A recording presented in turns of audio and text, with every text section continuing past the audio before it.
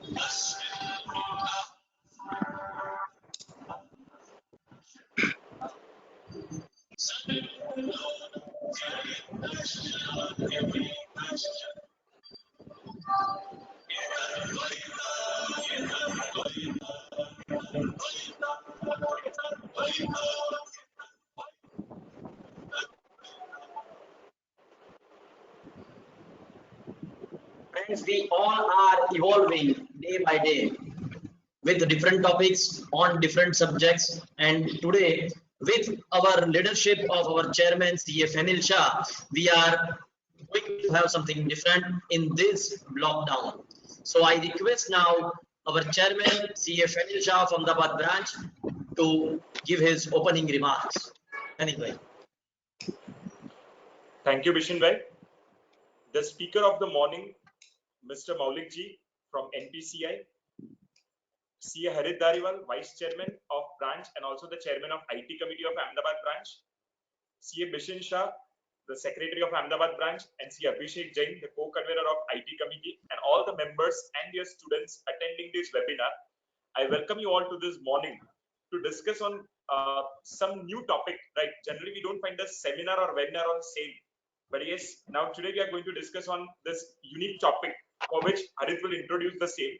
But before that, I would like to communicate that in we are going to have such unique topics like today afternoon also we are having one topic on getting citizenship in overseas countries. Tomorrow if we talk, then tomorrow we are having a topic on how to become an independent director, how to pass the exam to become an independent director, and what are the nitty-gritties associated with same. Plus on Saturday we have a panel discussion, and that panel discussion is with respect to am I audible? Yeah. Hello. Yeah. Okay.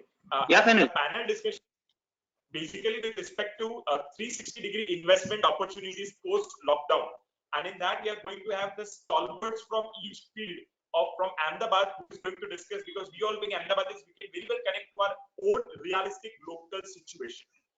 So this is how some new programs are going to come. So kindly be abreast with the mails and WhatsApp communications you are getting and try to take the utmost benefit of the same. With this brief words, now I request Harit to have a theme of this particular session.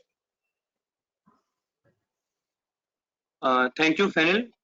So faculty for the session, Mr. Maulik Patel, Chairman Fenil, Bishan Bhai, Secretary, Abhishek Bhai, the coordinator for this session. Very good morning to everyone. So this being a first session of the Information Technology Committee, I welcome you all on behalf of the entire committee. Friends, when the word IT comes, we all think about income tax. It's natural to think about it, but now as a committee, we have decided this year we are going to make these terms even synonymous to information technology. So let us have a lot of sessions which will be informative, basics, but yes, also not to forget to have advanced levels also. So with this, we also would want to have your suggestions, whatever programs you want us as a committee to have. It can be even as basic as what we are having today, or maybe as complex as what you can think of blockchain or AI or anything that you want. So we are always there because now we have thought that even chartered accountants should now leverage the technology for themselves and also for their clients. And that is the objective of the IT committee for this year also. Coming to today's webinar, as I said, it's a very basic webinar, but very important one.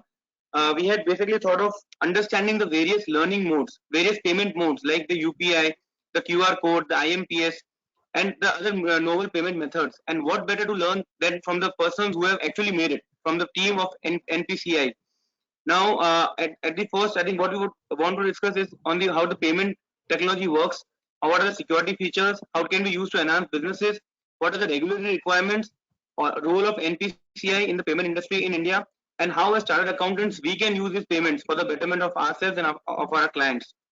With this, I think I would also like to say that thanks Maulik Bhai for coming at the last minute. And that is the benefit of technology that we have. The speaker Saurabh Bhai could not attend because of an urgent meeting at the RBI. But at the last minute, Maulik Bhai was kind enough to come. And I should also specially mention that there are only a few speakers who have been nominated by NPCI to speak. And apart from Saurabh Bhai, Maulik Bhai is one of them. So thank you, Maulik Bhai, for a quick reward and a quick yes today morning. And we really appreciate that gesture. With this, I would now request Abhishek Bhai to please introduce today's speaker. Thank you. Uh, Good morning, all. We have today with us Mr. Maulik Patel. He's from NPCI. He's heading enterprise solutions at NPCI. A fellow professional, having worked in payment industry for last 11 odd years, and for last 3 years he has been working for towards the enterprise needs of payments, and who better than him to give us an understanding about how payment industry has evolved over the last 3-5 years, and how the use cases and go-to methodologies for market stands. So he has a specialization in UPI, ACH, NTEC, the FASTags, card solutions, IMPS transactions, and other proximity payments. He's a IBS Mumbai alumni, and he's with Arushi Foundation for last 8 years, which works for generating opportunity and developing capacity in people with disabilities. So, with that note, I request Mr. Maulik Patel to take over the stage. Maulik Bhai, Thank you. Maulik Bhai, just one question before you take over. I think as you know that UPI is gaining in India a lot. I just want to know the reason why it is not popular or not other countries are not adopting it, like US or something, some other big country. So maybe also you can throw some light on that also. Absolutely, With this, absolutely. I think I request you to please make this. Sure. First of all, thank you, Abhishek, for a detailed introduction about me. And also, I would like to add, I have Naveen Jain with me from NPCI, who has been at the back end to create a presentation and roll it out over here. We have Deba, who is managing the whole, PR side and the event side for NPCI. So we three are represented along with, I think Nishant has also joined. Nishant, who is managing financial literacy for NPCI, has also joined over a call from NPCI. So first of all, it's such a great audience over here. I can see almost 76 plus people have joined, and I understand that the people present over here are the one who are managing finance for Ahmedabad region. I am sure all of the people over here is the one who are actually day in day out helping people for finances, for audit, and a lot of their financial part is taken care by you guys. And apart from that, I also understand there are a lot of students participating in this forum, which makes this a complete platform for us to present our product and help you all understand how India is moving in terms of digital payments, what are new things which are coming in this domain, and also why it is important for us to know this payment from your profession perspective. Uh, like we understand, you and me all are a consumer or a citizen who have a daily walk of life, but also as a profession, how you can help your clients or your business overall to onboard on digital platform. Before I get into the agenda and what topic we would discuss, I would like to thank the team who has, first of all, invite us for this event. And we are really thankful to the chairman, Mr. Fenil Shah, uh, who is kind enough to invite our team and give us the time to, present our services to all of you guys. I'm really thankful to Harit, who has been really, setting this up at the back end. We have been coordinating with him and supporting out to, get this whole event to you directly right now as we speak. We have Vishan, who is also vice chairman and supporting us, and Abhishek Jain, who is from the IT committee, is also been very helpful to get us on board to this level of the discussion that we are having right now. Starting about the digital payment. First of all, we all are aware what is going right now in India as well as outside India. We all are under a situation where we have to work and we have to actually communicate to people. We have to keep our business going in a way where we don't get a physical contact, or we are not allowed to do meetings, but we actually are doing our business or daily work in a way which is in a digital form, right? Even this meeting is in a form of a digital, or in form of a presentation where everyone is gathering, but from different places, and connected through a technology platform. So as we speak, digital is going to be a very basic thing which will now be embedded in our life. So post COVID, what I think is a new normal way to meet people or exchange services or goods or making payments will be in digital form. We completely have really moved from uh, the, the the business where we as an Indian believe in meeting people. We are very warm and really suggestive in terms of meeting people all the time, and having up calls directly into their office, which will now eventually change. We are very what do you call adhere in terms of using business in form of cash. So normally our behavior is, when we buy any services, we use cash when we are transacting, or maybe some checks or some physical format, which makes us feel that there is some transaction going on. Now this habit is what we feel is going to change in time to come, and also we are going to completely move to a digital form factor, and I'm sure this will bring a lot of change in our behavior. It will makes us more efficient, I believe, and more productive than what we were. With the time of COVID, I believe, well to all members, and hope that this is a temporary time and we will go back to normal with much vigor and much strong, commitment towards building the nation through digital platform as we speak. So, starting from my perspective in terms of why digital payment is important, and what it brings to to the members over here.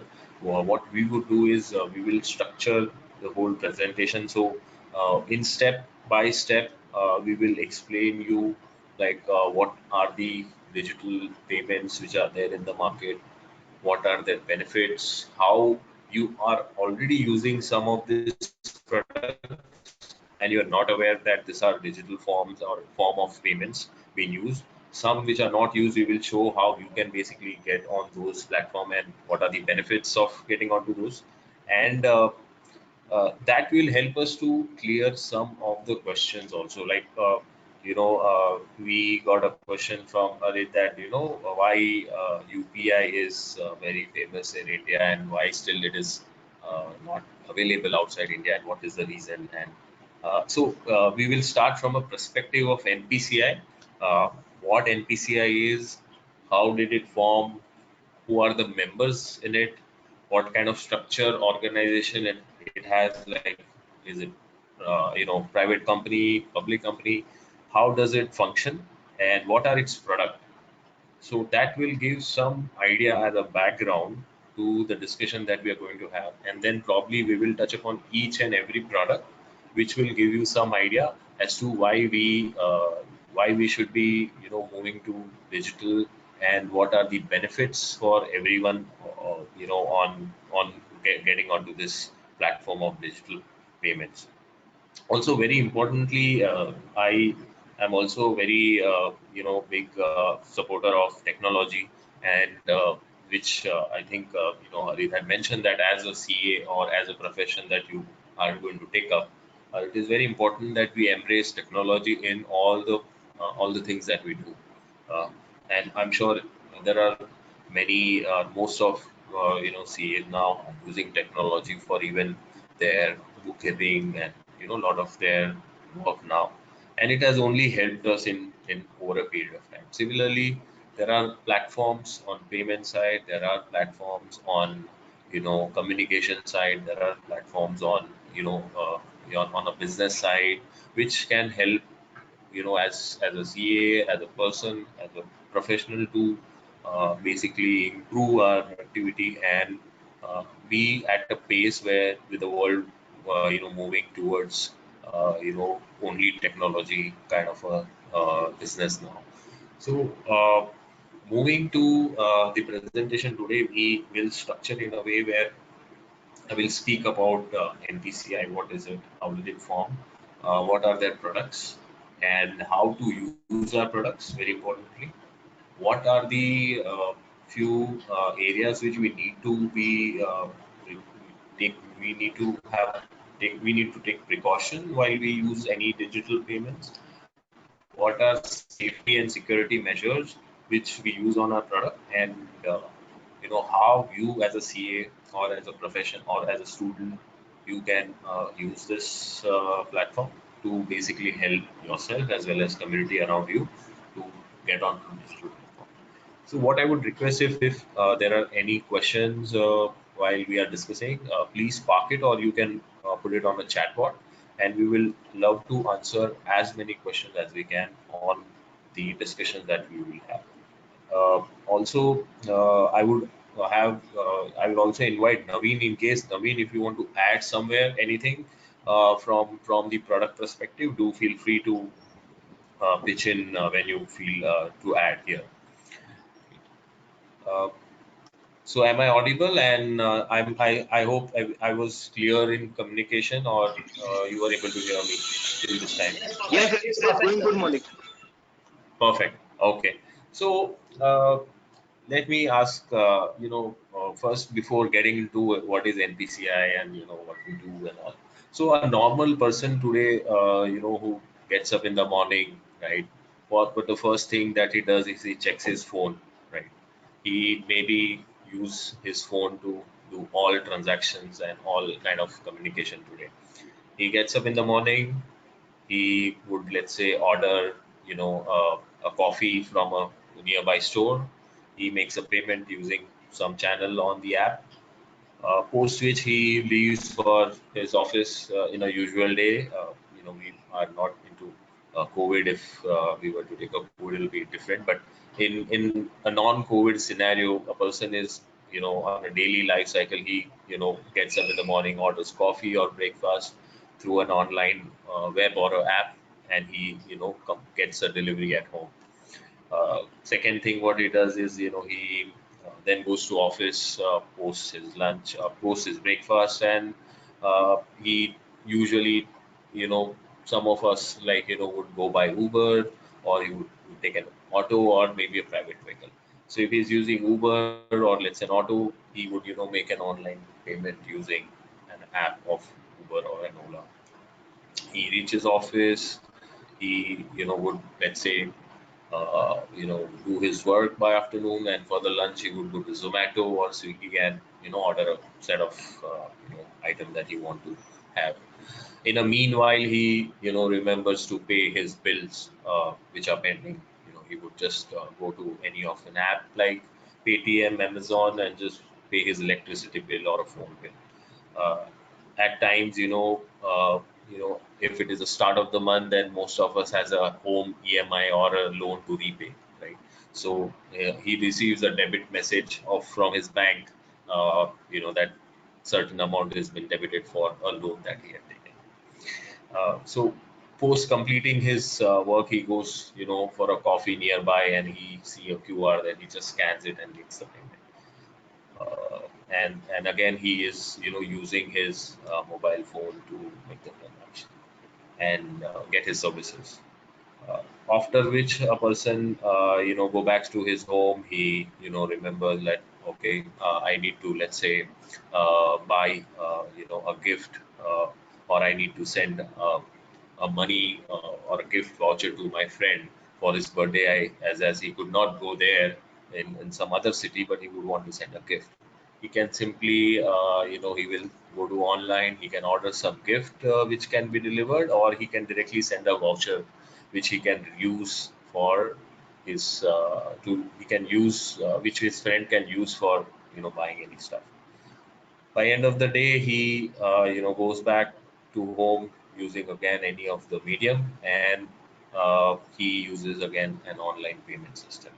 So this is a typical urban scenario, but there can be someone in a village who would go to a normal VC to get a cash out, or he can use his Aadhaar to make payment or payment transfer to some other person. So if you see this journey, we see that anyone in our day-to-day life is using or is highly dependent on mobile phone and technology to complete his daily course of services or goods that he buy. He is highly dependable on mobile phone for the technology side, and he also embrace a lot of new uh, ways of work, new ways of making payments when he go about, right. Everyone is still trying new ways to make the payment, and whichever is convenient is what one person adapt.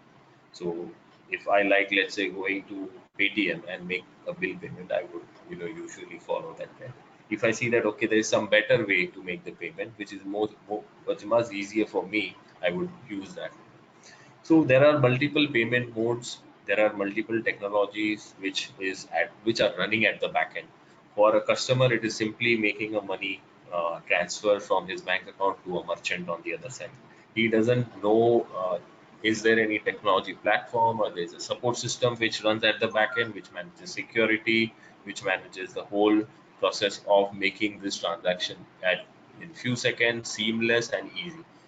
There goes a platform which goes into making of the whole process of settlement between banks, merchants, customers, etc. This is where we as NPCI come into picture, and that's wherein we manage the back end technology or process of payments between banks, setting up the whole technology and the process of the payment transfer which happens between banks. For a customer, it does not is some of these are not very relevant when he's actually making transaction, but at the back end someone has to manage that technology, and that is where we as an NPCI come into picture, and that is our role specifically here as we speak. We are a payment processor for India, so we manage most of the payment which you do today. At the back end, we are processing those payments. Uh, Almost all the payments in India are managed by NPCI, except for NEFT and RTGS. So when I say NEFT and RTGS, these are only two products which are till date managed by RBI itself. Rest, all the payments that you do today is completely have been managed and processed by NPCI. We will touch upon those products, understand what are these products and how it changes everyone's life. But before that, I would like to introduce you to NPCI. So NPCI is a National Payments Corporation of India, and as an organization, our vision is to be the best payment network globally. We are the organization who believes that we, being Indian company or a company formed in India, we have a vision that we would one day have become a global company, and also not just a global company but the best global network in payment infrastructure across the globe. So we want to be among the top names or the best known company across world for payments. Further to that, how NPCI is structured. So NPCI is a not-for-profit company, which sole objective is to build robust, scalable, and affordable payment infrastructure. So when I say robust and scalable, meaning we all of our products that we have, we will not only cater to a certain set of audience or a market. It should be as big as a scale of citizen. So we would want our products to go to each and every customer or every Indian, and it should be as large as covering whole India. We ensure that all the products that we come across are affordable. Affordable meaning it should not be a very high cost to the end user or even to the banks. That's how we would be able to reach to the last mile or to the citizen, as far as even in the small village with less than 20 people, 30 people, one small village as well. We how the organization is structured. So as I said, it is not for profit organization, right? It was formed under the guidance of RBI and IPA. So in 2008, uh, RBI had in his vision document mentioned to create one organization which they call it as a new umbrella organization, which is basically assigned to manage payment infrastructure in India.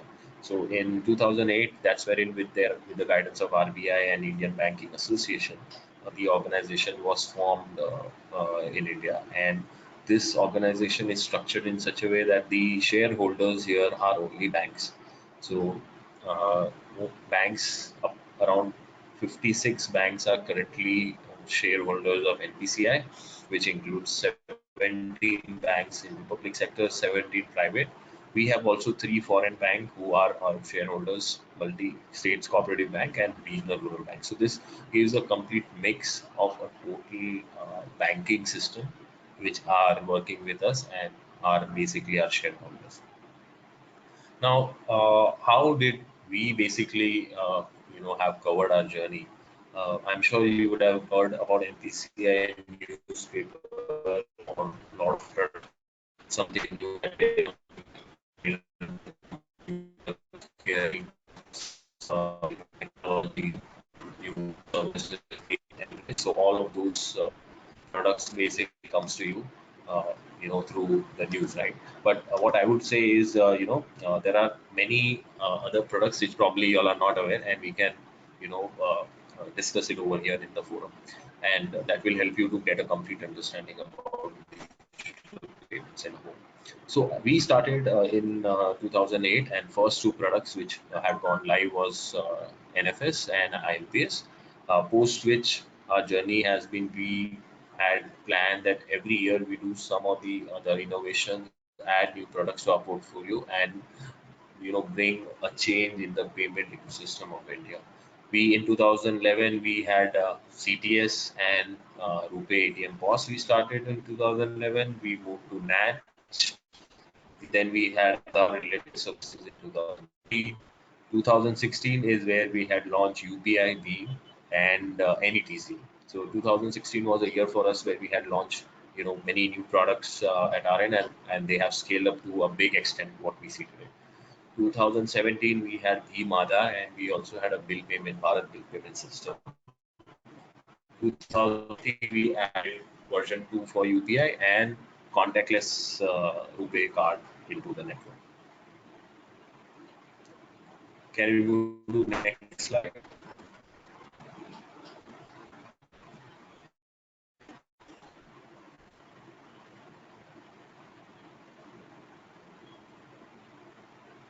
Right.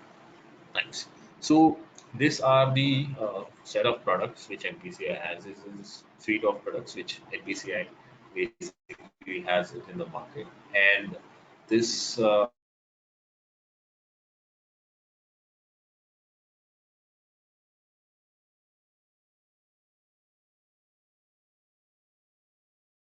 daily work of that. Now, if you actually see here, that you all are aware about, and some of these products we will also discuss in details. So just to start with, RuPay is the domestic card scheme, and it's like any physical debit or a credit or a prepaid card which you use today for transacting. It works in a similar fashion. You can withdraw money, you can use an e-commerce, you can use it on POS machines at a merchant outside, your house, and it works on international network. It works also on a contactless tap and go feature. So RuPay is basically a normal card. I'm sure everyone are aware about what a debit card is or a credit card is in the market. We have Bharat Bill Payment System, Bharat Bill Pay, what we have a product where you today are currently using online channels to make payment, right? You are going to Paytm, or let's say you're going to, uh, you know, Beam app, or you are going to Amazon Pay to make your electricity, gas, water, any kind of bill today you are making payments. At the back end of those apps, it is powered by Bharat Bill Pay.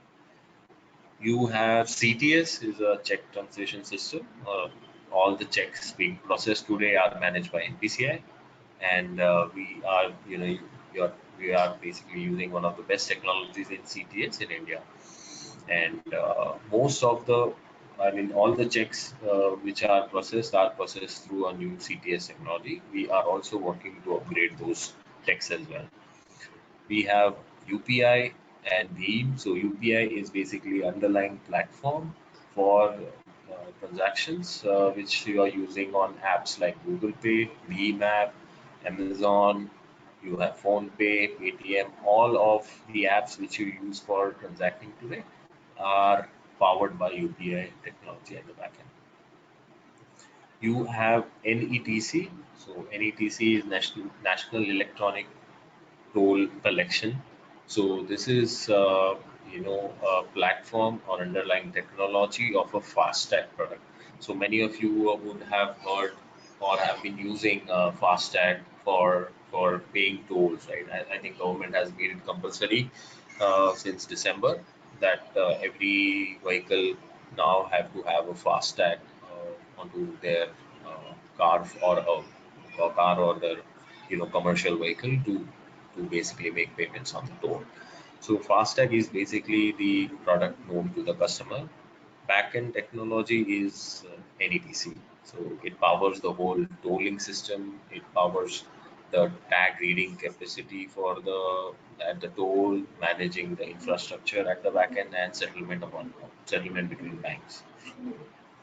We manage NACH. NACH is basically all your EMI, all your recurring payments which are being signed up for your EMIs or your investments, SIP. All of those are managed by NACH system. All your dividend payouts, all of those things works on NACH platform. We have Beam app, which is a customer-facing app. So Beam is a basic user-friendly app for UPI transfers for person to person between your friends or your family members, and also it works for making payments to the merchant. It is also useful for making bill payments, so you can make any of your bill payments using Beam app. You have Aadhaar enabled payment system.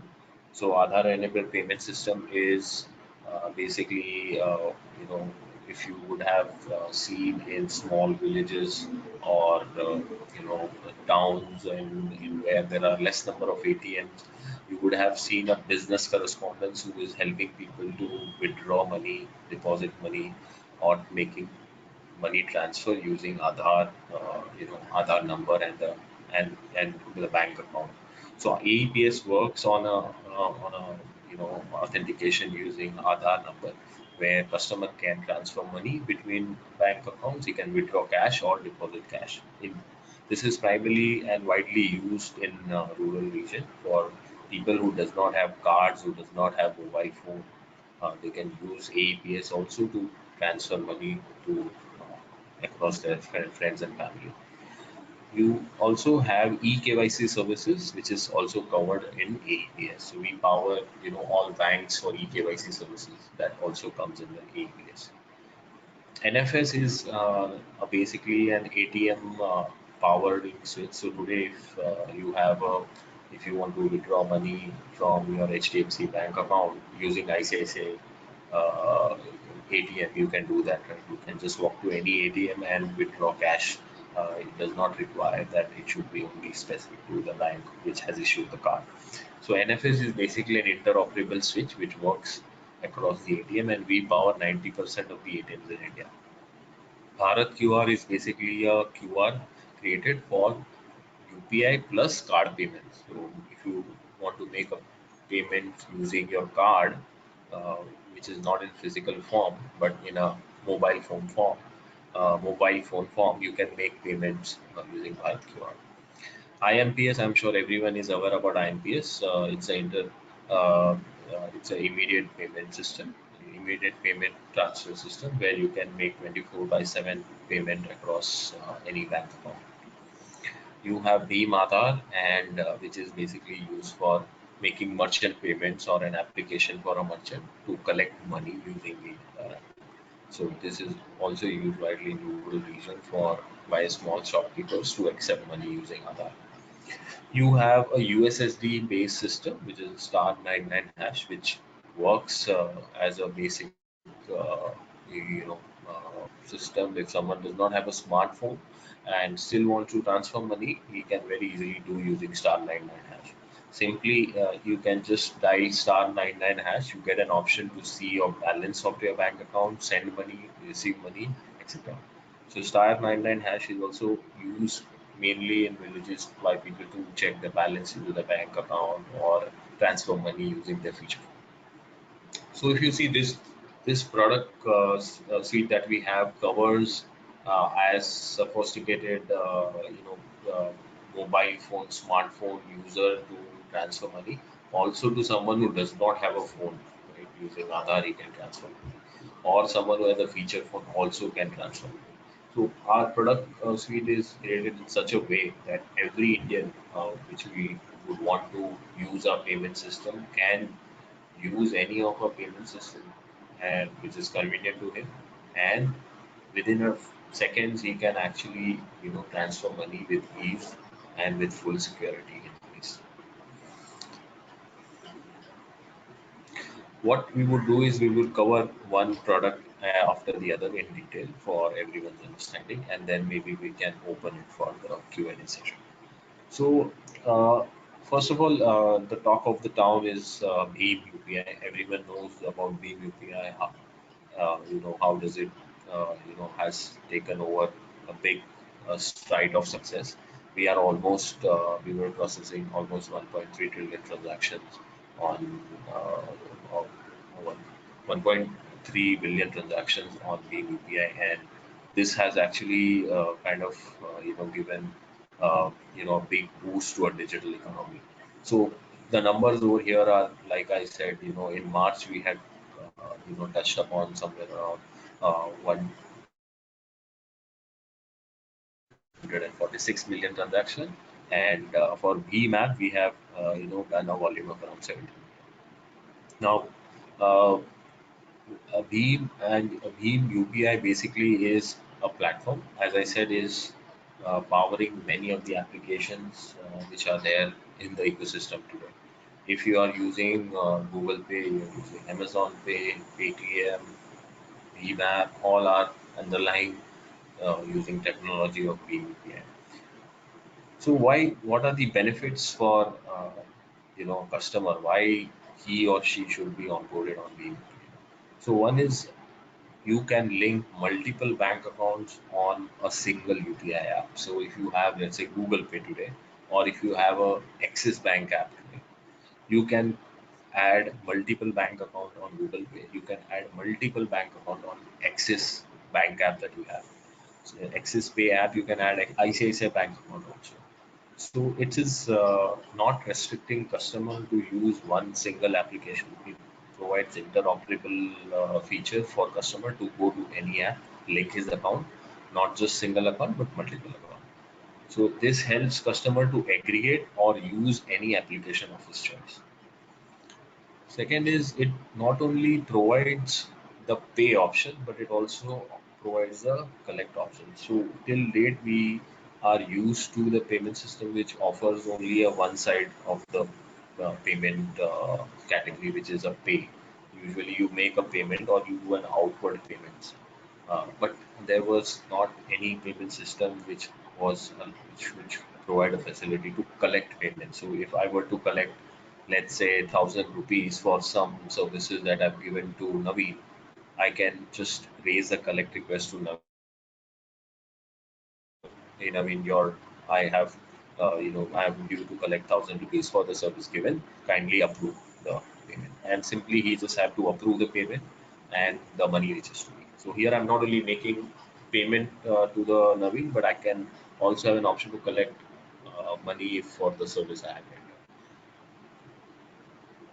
Also, usually Bheem UPI works on the Bheem UPI is a underlying technology which uses UPI ID. Now, UPI ID is basically a address which is created when you download an app and when you link a bank account. So very simple is if you, let's say, download Bheem app, the first step is it will ask you to link your bank account. Once you link your bank account, maybe let's say HDFC Bank, it will create a VPA at the back end. So this VPA is basically an address or an identification of a bank account which you have added to Bheem app. Now, why this UPI ID is created and why it is useful? So, UPI ID is basically created so if a customer wants to use this ID for transaction, he can easily use it without any security, fear onto the place. So here I can give my VPA to Naveen and tell him to transfer 1,000 rupees. I doesn't have to spell out my complete bank account number and IFSC code, branch name, etc. while communicating with him. I can simply give him a VPA like my mobile number at the VPA, or it can be as simple as Maulik at Paytm. So anyone can just go to any app, put in my VPA, and he can transfer money to me. So it becomes an identification and a use case for customers to actually transfer money using UPI, which is very simple to communicate and pass information. It also covers a security feature and a security mandate by RBI, that is single two-click factor authentication. So RBI has a regulation that all the payment systems should have two-factor authentication. Any transaction that a customer does need to basically have a two-factor authentication or authorization which a customer has to input while he is doing the transaction. So this is with the enhanced feature of RBI. It also has a feature of scanning a QR. So you can scan a QR if you would have seen at a merchant or a nearby store, you could see possibly a small QR placed at outside the store. You can simply scan it using any of them and make the payment. Merchant who are online as well as offline. So when I say online, someone who is at the store, you can make payment to him. But there are customers or there are merchants who are using online services like Zomato, Swiggy, Uber, Ola, or your e-commerce site, Amazon, Flipkart, etc. You can make payment using online systems. So also there are more than 50 apps available. You are not bind by using a specific app. You can use any app of your choice. The features and the user experience that you feel is best for you. All in a product which is interoperable in nature. It provides quick payment output to the customer, and also it does not have a lot of information or inputs required by a customer. So any payment is only successful when the number of inputs are limited or less by the customer. If you use card today, there are multiple inputs that you do. If you are using NEFT, RTGS, you have to do multiple inputs. The less inputs are there, more adoption is there, much better customer experience is there, which is basically which lies as a core success for Bheem UPI. Customer can use from anywhere at any point of time across block, across merchants, and with the ease of just clicking over from a mobile phone and making. moving next, we would cover the next slide, please. Okay. In the next, this slide covers more in detail about what I spoke already, but in a segment specific to each and every party who is doing the transaction. So when I say UPI benefits to the end user, meaning to a user like you and me who is doing a transaction at a store or doing a transaction at e-commerce site. So for the end user, customer does not need to share any of the details. He simply only needs to share a VPN. Today, if you want to do a card transaction, you have to give your card, right? Or if you want to give a check, you are giving complete account information to another person. Here in UPI, you only provide or you share only a specific information, which is a VPN, which is not a sensitive information. The merchant or any other third party will not be able to get any information using your VPN. So it is it provides a good coverage of a payment system which does not require to share information by the customer. It has a multiple utility. You have options where you can use the system for making cash on delivery. You can make merchant payments. You can do remittance to your friend and family member. You can do on weekends. You can do it across the globe to anyone who is onboarded on you. You can transfer using any app as well. It covers security features of 2FA, which I spoke about, and it works across any interfaces. Like I said, it covers any kind of website based payments, or it covers any kind of application based payments. And it also covers 24/7 365 availability for and on any personal device. For a merchant, it is very important for you to understand, like as a merchant or as a business side of the user, what are the benefits. So as a user, as a merchant or as a service which I deliver to my customer, I want to basically seamlessly collect money from the customer. After buying a goods or services, I want to collect money as simple as by a few clicks of button and a simple verification that I receive from my bank. So customer want to reduce as many steps and wants to receive money in most seamless form and into the bank account. So it directly provides a seamless fund collection from the customer using a single identifier like a VPA or let's say a specific amount that he has received for the good service or an invoice number. There is no risk of customer storing. He doesn't have to store any information of customer card or anything. He simply can take up a VPA and you can use VPA to basically manage the transaction at the backend. Customer he can also service and provide a solution to the customer who does not have a debit and credit card. Not everyone has a debit and credit card. They can use their phone to make the transaction. It can be used for online payments. It can be used for offline payments.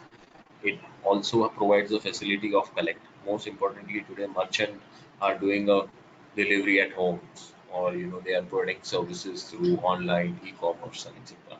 It is very difficult for them to actually collect money in form of cash or in form of physical form. It is very simple. He can raise a collect request to a person and he can simply make the payment. There are in-app solutions using app can be made through the UPI platform. For the bank, it can leverage on the existing platform. It provides a very simple and a basic infrastructure in place to provide the transaction settlement. It caters to all the segment for a bank, from customer to business houses to enterprises. They can be onboarded.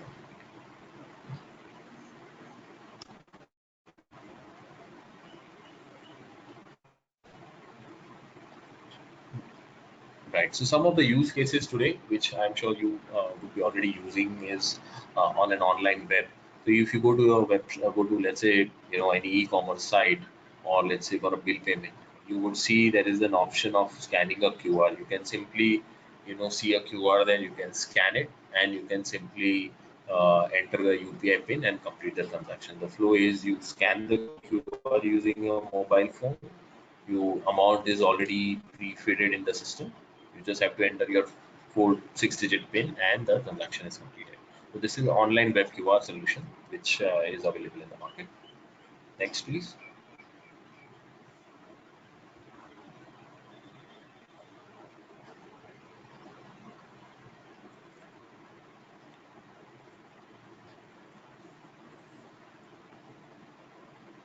Naveen, can we move to next slide?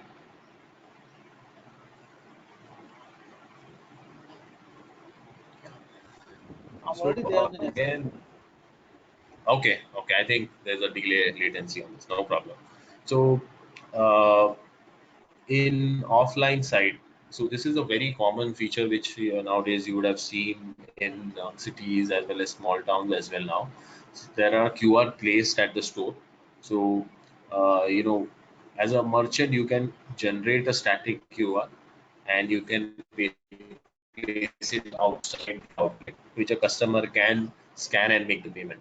Very simple is customer can just simply use any of the app. He can scan it and make the payment. He doesn't require card. He doesn't require to, there are many places where there are hassle of change, of giving it to the customers and all of those things that can be completely taken care by using a simple QR with no cost into the infrastructure. Next.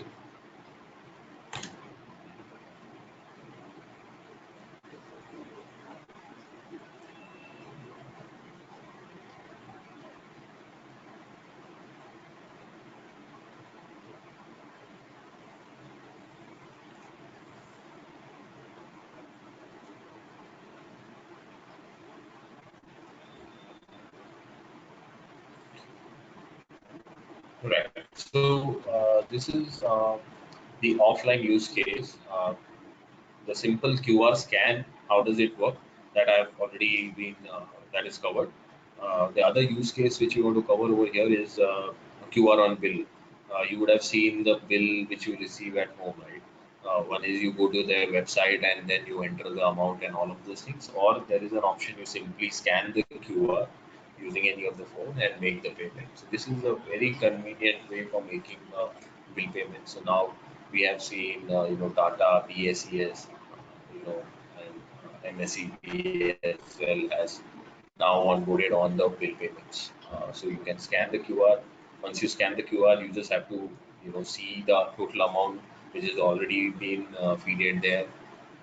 You click on pay, you enter the PIN, and the transaction is complete.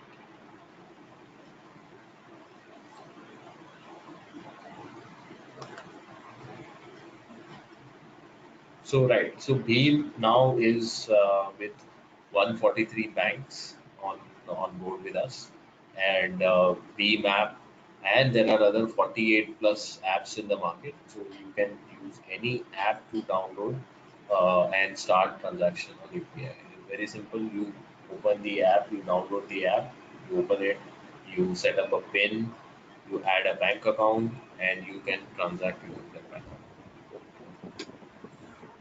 Naveen, you want to add something? I'll be playing a video how to download Beam. Yeah, I would Yeah. want to play a video how to download Beam and how to Right. activate on Beam application. I'm just playing it. Sure. So I would, hand it over to you. Can you play the video now? Because video will give complete information to the audience here how to use the application. Go ahead, please start. On it. On it.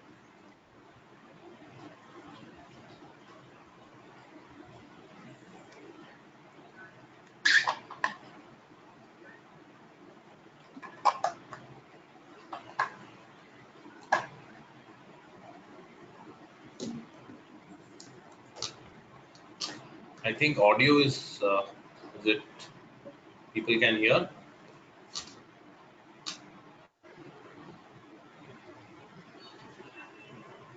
I'm not sure if everyone can hear the audio. Please confirm. No, audio is missing, sir. Audio is missing. Okay. Okay.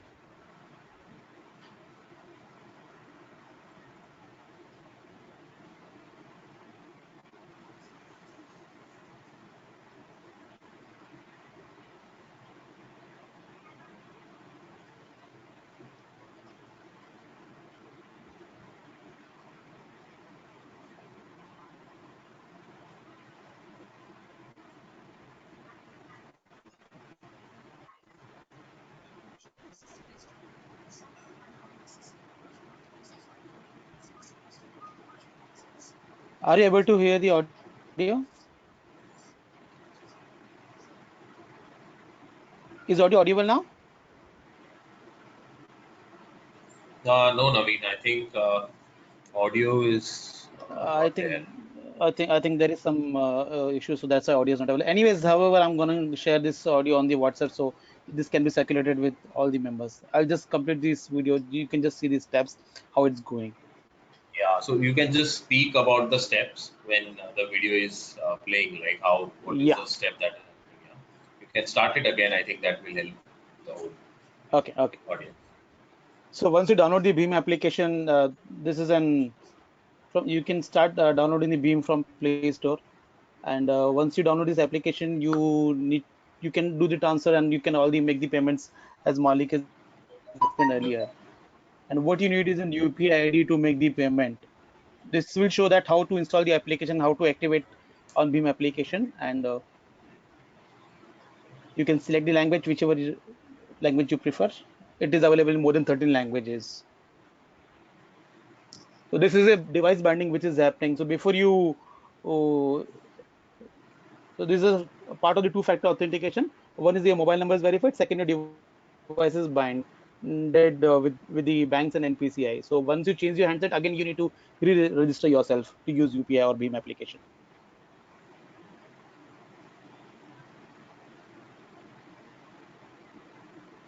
So once the successful verification is verified through SMS, you need to enter the passcode to start the Beam application. Now select a bank account wherever you're having a bank account, which is available in the list. Directly, this will be fetched from the account. So once you reach on this stage, your automatically UPI ID will be generated. It's by default UPI ID is a mobile number at UPI. Once you want to change it, you can change it. Just getting into the settings.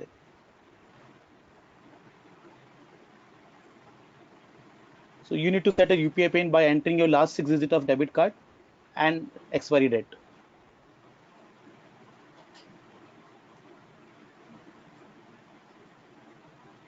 You need to enter the bank OTP, which will come to your mobile screen. And again, re-enter your UPI pin, and UPI pin is registered.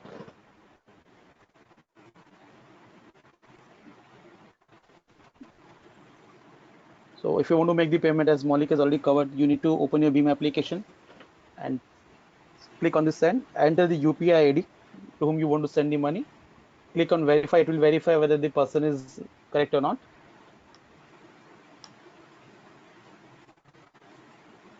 So once you click on send, you need to enter the UPI pin to complete the transaction.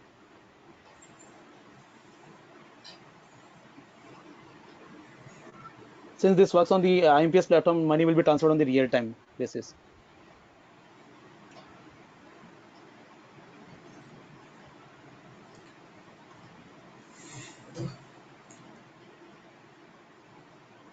Great, thanks Naveen for covering this up. And without audio, you know, Yeah, now try our I'll share best. the I'm WhatsApp sure. video so this can be shared with everyone. Yeah. Right. So we will share this and maybe more links related to this product. But all in all, if you would have seen the video and you know, if you were able to got the understanding here that it is a seamless payment, you just can transfer money within few minutes. It also Naveen also spoke about two-factor authentication, device binding, verification of the mobile number. So all these are basically an underlying security feature, which makes this the most safest way to make the payment, right? So you are basically, binding your device, you are binding your phone, you are confirming your bank account. All of those are taking place when you are, onboarding onto BPI. And if anything changes, the transaction doesn't work. It doesn't go through. The registration is basically needs to be redone. So that's how the security feature works. For any payment system, it is very important that you, me, or anyone who is using any of the payment system does not reveal personal information or personal PIN or any OTP which is being received. So that is very important, and that we will again cover in the other part of the session, which is coming. So again, Beam UPI, we've covered version 1. So last year we launched Beam version 2, which covers more features of Beam UPI and provide an overall laying of much faster and easy way of payment here on Beam platform itself. So few features that we've added, and one is you have a one-time mandate block facility which is now available. One-time mandate is to give you a very simple example. Now UPI is live on ASBA account. So if you want to apply for any of the IPO today, you can simply give your VPA onto the form physical or onto an online site that you are making a application. You just have to give your VPA, and you would receive a collect ID, collect request, which you authorize, and the money is locked into your bank. Now this money remains in the bank account, and once the date of date of the opening of the IPO is there, you would understand whether you have received any allotment of the share or not. Basis you receive the number of allotments, the amount will be debited. Or in case if you have not received any of the allotment, that gets credited back to your account. So the balance remains into the bank account. It does not basically moves to other account, and you keep earning the interest rate. So one-time mandate has many use cases. The one is the ASBA, as I said, but there are other use cases like cash on delivery and the other use cases as well. So one-time mandate is one which is already live in the market. There are multiple use cases of that. We also have taken it further on recurring. So now you can also have a recurring payments on UPI. Once you sign up for any bill payments, you don't need to any make payments using any other mode. It keeps by itself onboarded onto a recurring payment, like an systematic SIP that you do. Automatically amount gets debited. Similarly, on the recurring UPI, this facility will now be available. Overdraft facility. So, like UPI is only available on the credit, is available only on the credit side. This is overdraft, which is also available on the credit side. So, till now, UPI usually was linked to a debit account where customer has already a refund in the bank. Now, the overdraft facility can also be extended. Where a customer would receive a credit or a credit account from the bank, which he can use for making transfer to a merchant for any services that he buy. Signed intent and QR intent. So signed intent and QR intent is basically an advanced feature or a secure feature of the QR itself. Till now, anyone can were able to scan the QR, but the identification or the verification of the QR was still not been done. So verification of the QR, when I say, means the QR belongs to a specific merchant, uh, is specifically verified by the bank, is was not there. Now what we are doing is, when you scan a QR, you can see that the merchant is verified with the name of the merchant. So you are ensuring that the payment is to the right person. A lot of time you see someone can change the QR and can can basically replace the QR which is linked to his bank account, and customer would continue making a payment to a wrong person. This problem will be solved with the signed intent QR. Invoice in the box is basically when you're making any payment while scanning a QR, or when you receive a collect request, you can see the invoice or the bill for which you are making the payment. This gives more confidence, and there is a proper acknowledgement or a bill for which the customer is making the payment can be seen. Foreign inward remittance. So we have gone live with a couple of countries for receiving money from countries outside India to bank account in India. So if you are in, let's say, UAE, and you want to transfer money using your ICICI bank account of UAE, you can simply enter a UPI ID of India, and you can make a transfer into the bank account in India. So these are the new features that has come up in the version 2. Next slide.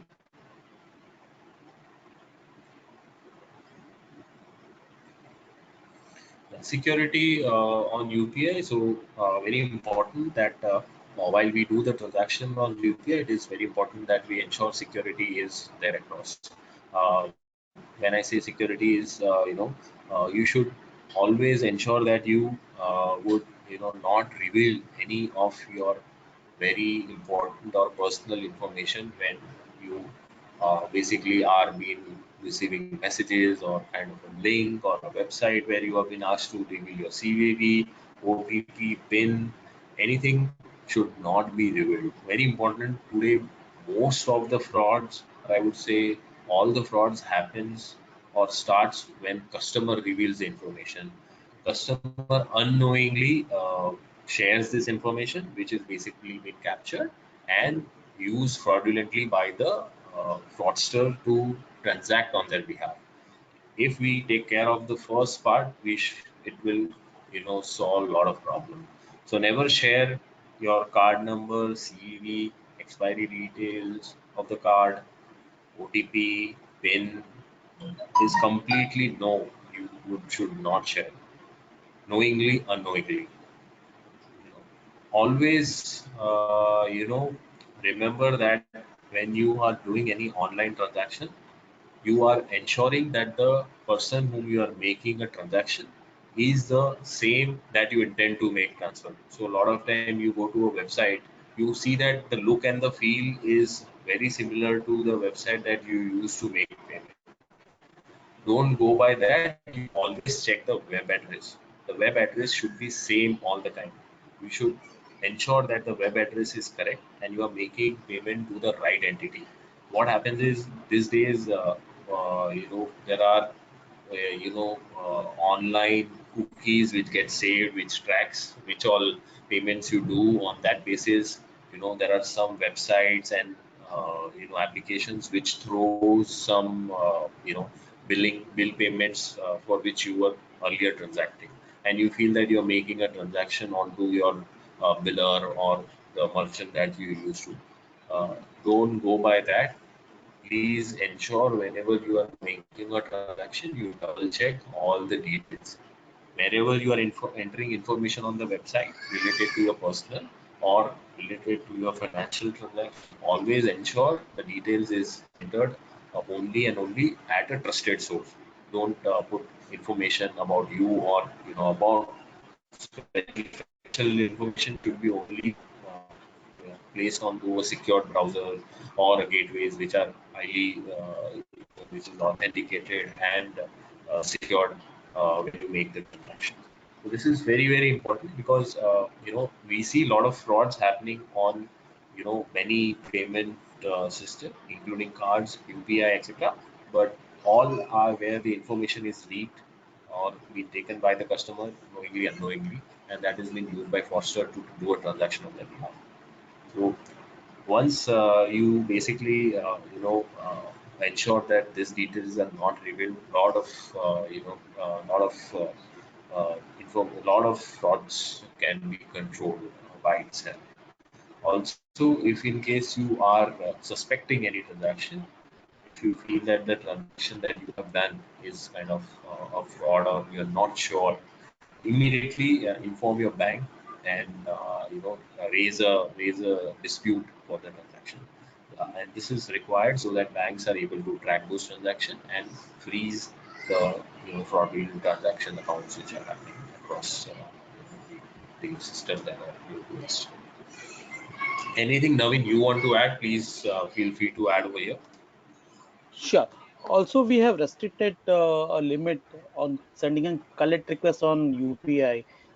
So currently the limit is 2000 rupees only. We will not be able to send a collect request of more than 2000 rupees. So earlier it was not restricted, but since multiple frauds happen through multiple websites, like sending a collect request and asking customers to enter the PIN to receive money. For receiving money, you never need to enter any PIN number. So just to avoid this fraud, we have restricted the limit of 2000 rupees, that if you cannot send the collect request of more than 2000 rupees. And yeah, and there are various other ways how you can onboard yourself for accepting payment to UPI and other RuPay and other credit cards and debit cards. So either you can ask your bank to provide you this facility, or you can go to any aggregator, like online also you can go and register yourself. It's a quite easy process to get in payment link. You can send that payment link to your customers. Even if you want to collect a payment from your clients, you can send in payment link to ask them to make through UPI or other modes of payment. Obviously, there are no setup fee for this, but yeah, however, for credit card, accepting payment to credit card, there are some MDR is applicable, so that will be charged. That's already there on their websites, and you can check with your bank and payment aggregators. So before we move ahead, I guess we are running out of time. If you have any questions, you can please raise it now. We can answer those questions on Beam UPI.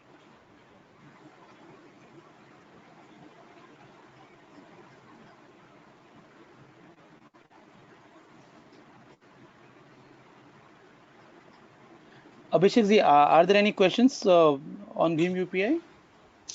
Majorly, sir, related to security. Mhm. So, Sure. how secured is Bheem UPI, and how it is different from the normal IMPS transaction, security wise?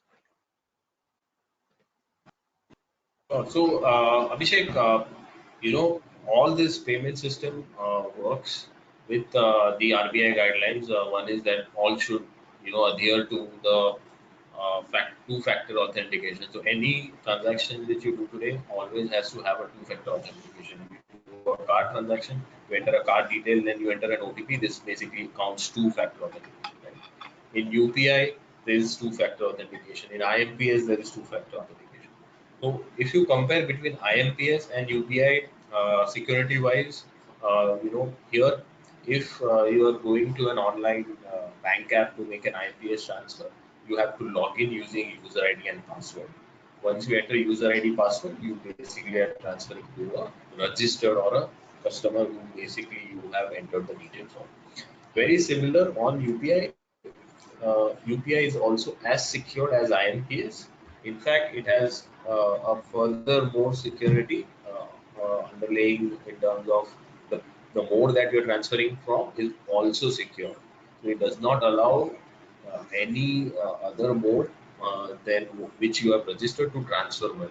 So, for example, if you have a bank account linked on a mobile phone, or you have given your mobile number for a bank account, only on that mobile phone you will be able to download an app and link your bank account. And also on the same device that transaction should take place. You cannot just go to any other mobile phone and do the same transaction. You have to that all three parameters should be same. The SIM, the mobile number, the device, and the account. All has to be same. If anything changes, it does not allow the transaction. Second, Okay, it so also has a all PIN the when you security enter the. details are taken while doing the transaction, I guess, like Absolutely, Net absolutely. ID and all. Yeah. Absolutely. So you also, but here again a precaution, as Naveen was explaining, like you always have to ensure the person who is sending you the request. So what happens is in UPI there are two ways. One is I can make a payment to you, and second I can request payment to you. So a lot of time what happens is I am requesting payment to you, and you would receive a call saying that okay, Abhishek, I have actually sent a I'm making a payment to your account. Kindly enter the PIN and make the accept the payment. Right here, you are entering a PIN and you are actually making transfer from you to me. So this is basically how fraudster operates. You should be Okay. very particular that when you receive any request, you actually don't have to input details if you are not intending to transfer the money. Okay, if it is Okay. from some authenticated or trusted source or your friends, family, whom you have spoken to and are requesting for the money, only then you have to transfer the money. You should not transfer to anyone who is requesting for the collect. Okay.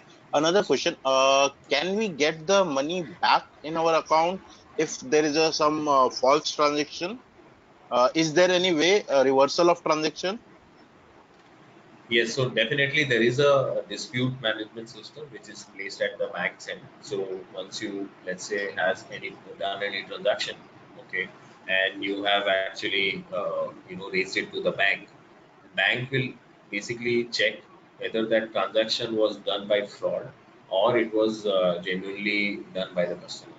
So if bank investigates and comes to the conclusion that yes, customer was unwillingly or unintentionally transferred the money, and at the other side of the side the money is still lying, the bank would basically settle the dispute and transfer. Again, this is completely a bank prerogative and the investigation which goes at the bank side. You, me, or anyone does not have a control on the whole mechanism at the bank. Okay, understood. Understood. And just to add to Abhishek, just to add on this, there are very less chances that you will make an error, because once you enter the UPI ID, you will get the complete name of the receiver. Because if you try to enter the UPI ID of Maulik, you will get his complete name, which is Maulik Patel, to whom you are transferring the money. So once you check the name, then only you are completing the transaction. So chances of error is very less. However, if there are any missed transaction has been happened like such, then you can raise it to your bank. They will take it up with the dispute management system and they will resolve it. Right. Okay.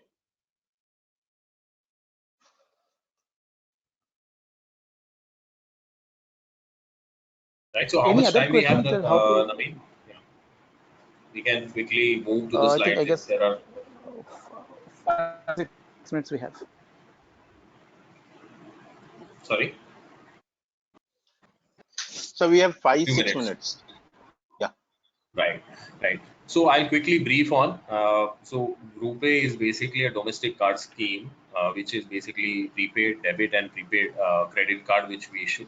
So there are some 1,000+ banks who are currently issuing RuPay cards. So these are some numbers. We will share the presentation and you can go through the presentation with the form of numbers. So it's a domestic card scheme. It's a competition to Visa and Master. Right? So Visa and Master are the international companies. Government wanted to start its own network, through which RuPay was being initiated. RuPay also is accepted internationally. It is accepted in US, UK, Asia Pacific, in South Middle East, as well as in Latin America through Discover and Diners as our partner. Next.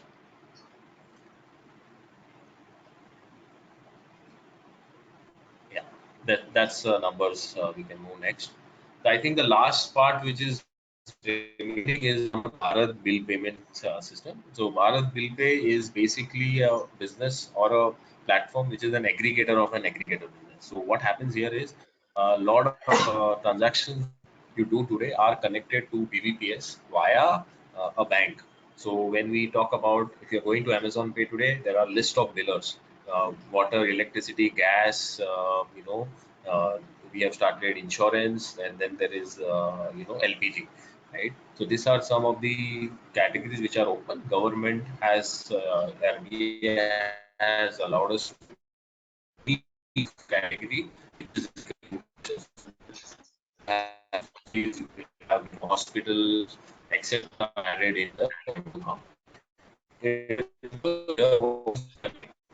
through a bank, and we are connected to the research exactly in the between, and we aggregate both. So customer can make any bill payment using BBPS from at any point of time. Here, some applications, as I mentioned, is Amazon. You have Google Pay. You have all your bank apps where you are making a bill payment, Veeam, etc. All are powered by BBPS, and at the back end, the transactions are routed through. I think that covers uh, the part of presentation, and to take it a little longer time.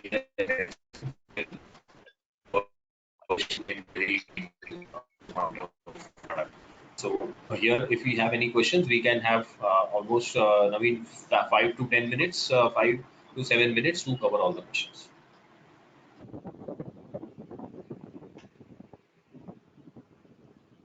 So, sir, this are secured. This all the payments sides are secured.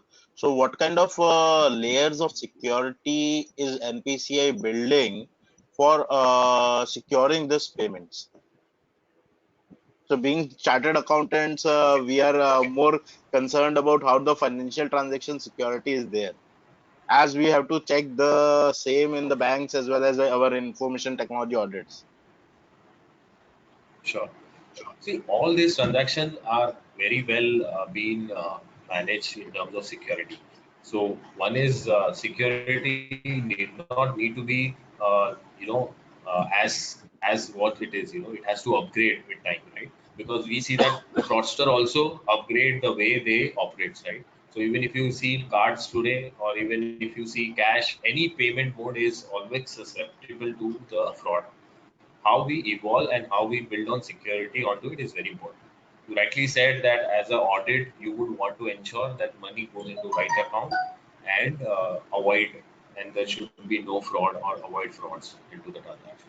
All this are secured well in terms of when you're transacting. You can see the name, the account detail, or the information which you want to see when you're transferring. Second is all these systems are always evolving. Like I said, this QR based payment system, it was very secure. Even today it is secure, but we are trying to make it more secure, keeping in a view that in future there can be some frauds which could happen on a QR. Someone can replace the QR, someone can change those QR without knowing the merchant. So how can that problem be solved? Second, third is all these transactions are subject to the audit by RBI. So all the transactions, all the security audit is basically being approved by RBI, and they are timely audited for all the apps as well, which we have done, and within which if the apps does not operate, we revoke their license. So most of the audits and all the certification are very strictly for this financial transaction. So in security, we use the best of in terms of if you think about the encryption, those are the best of the or the highest secured authentications systems that we use today. Okay. Another question which I have right now is how, as a chartered accountants, we can use it for our own offices as well as for our clients, because there were a few updates by government that like e-invoicing is coming under GST. There is a 269 SU which is there in Income Tax Act, which is catalyst to having this kind of payment systems with our clients, at least those who are having turnover of more than 50 or 100 crores. Mhm. So very simple.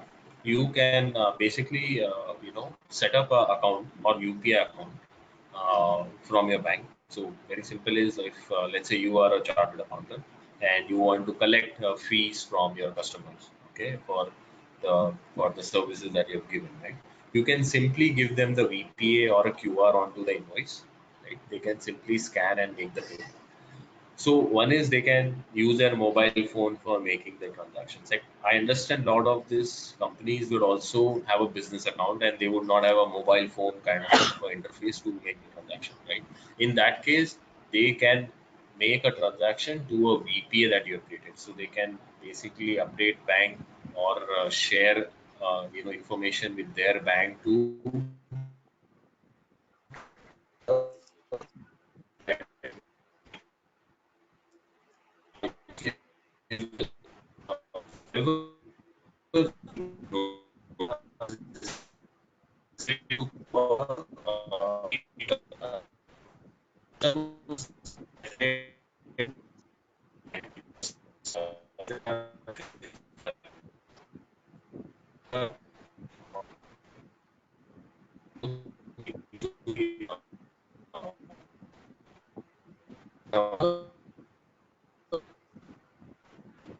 Maulik bhai, Maulik bhai, we can't hear you. Hello. There is some disturbance, sir. Okay. Okay, no problem. I'll take it. So for the turnover having above 15 CR and 100 CR, so it's a mandatory that the government has decided that yeah, they need to accept payment through UPI and RuPay card. There are two ways how they can enable themselves. One, they can ask their bank to provide them the QR and the POS machine, wherein somebody wants to make payment through RuPay card or UPI, they can accept the payment. Merchants can accept the payment. Second is that you can go for the link payment options with one bank or the aggregator, wherein for each and every invoice they have generated and they want to receive the payment, they can send the payment link, customized payment link to their customers, and so the customers can make the payment through using the payment link online. So they can use their RuPay card, they can use their other cards and UPI also for making the payment. So, however, this depends on the customers and the also the merchant whether they want to send the payment link or they want to print a QR code on their invoice. So, the printing a QR code on invoice is also possible. So, there are some fintechs who are providing all these services. Even in fact, the billing software providers are also giving these services. So, you can approach them or they can approach them and have the UPI QR code on, or maybe the Bharat QR code on the invoice itself, wherein they can accept payment. So they will be complying the rule of the comment.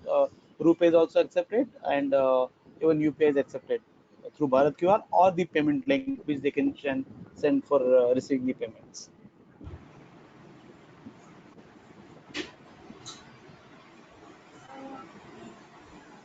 And as far as if I want to check, compare this link, collecting the payment facility for you guys, yeah, you can also send this payment link to collect your fees which you charge to your customers. So this can be also another mode of payment rather than sending them the NEFT details or the sending the bank account number and IFSC codes or accepting checks. So this will be a faster mode of payment also and available 24/7.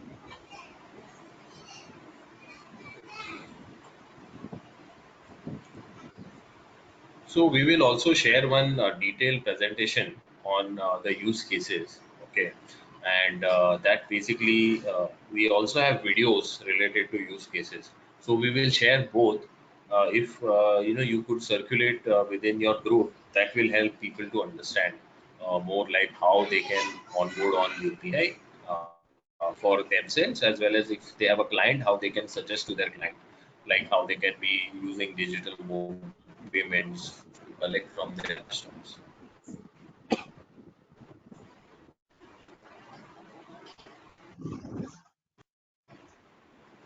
So now we are having some questions. So we like to take those questions. Yeah, please go ahead. We'll take those questions.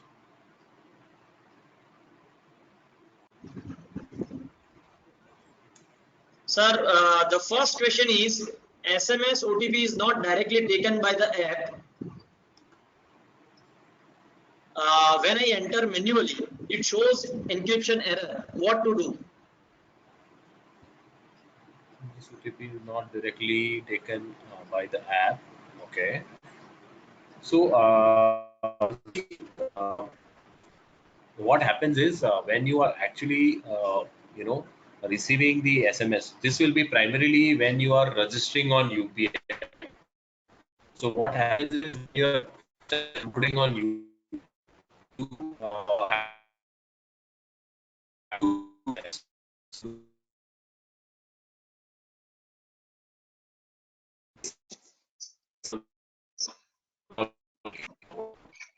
does not allow manual because you are be that encryption and can use it for fraud purposes. So we don't allow any manual entering of the manual entry of Yes. binding session that is happening during the time of onboarding.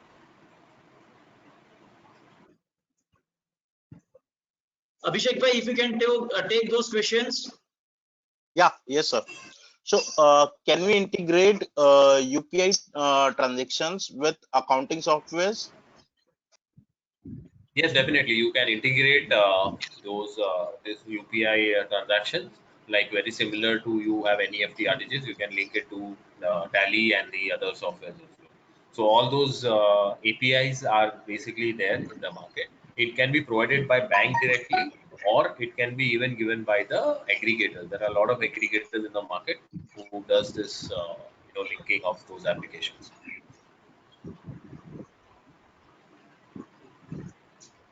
Sir, the next question is, if I have multiple bank accounts, can I transfer from one account to the another? Definitely, yes. You can, in all the apps, you have an option to do a self transfer. You go to Beam, you link 3 accounts, an option to pay yourself. So you are making transaction from Axis account to HDFC or your HDFC account to SBI. You can do transfer within the self account itself. It is possible. Yes, sir. Where I think a So lot of users can download it. yeah. So sir, we taken all the questions which Abhishek bhai, you has have been any from the members we had compiled?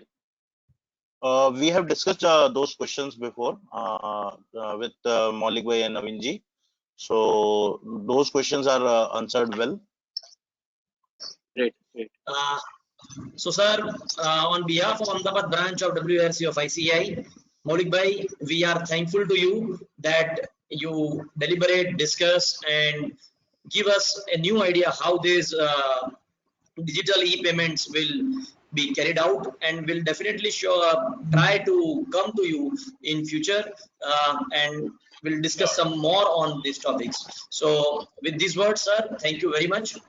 We are thankful to our Information Technology Committee and Chairman of the committee, C. Harit Dariwal, for his support and specific support from Abhishek Jain. So thank you very much all. Thank you. We are now ending this Thank webinar. We Thank you, request Maulik. all Thank to you, sir. join Thank you all the in the participants. second webinar, which is going to start at 1 p.m. So everyone at 2 p.m. So everyone can take benefit of that webinar also. Thank you very much. Thank you, Thank sir. Thank you all the participants. Thank you so much.